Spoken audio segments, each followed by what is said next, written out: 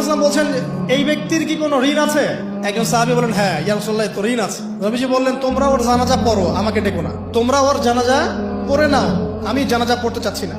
আমি এখন কেমন করে আপনাকে বুঝাবো ঋণ কত ভয়ঙ্কর জিনিস।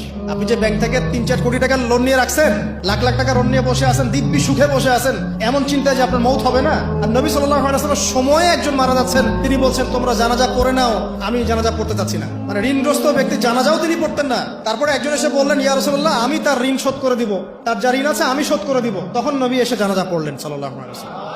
তা আপনার এই কোটি কোটি টাকা ঋণ শোধ করার লোক তো রেডি আছে নাকি? আছে না?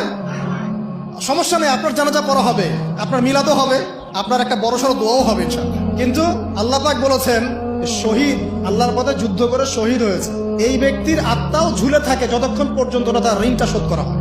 এবার বলেন আমি কি বুঝাবো, আর কিছু বলতে হবে? এখন সেই দোয়া শিখাচ্ছি আপনাদেরকে, যে দোয়া শিখলে আপনারা ঋণ থেকে বাঁচবেন ইনশাআল্লাহ। কত দিবেন?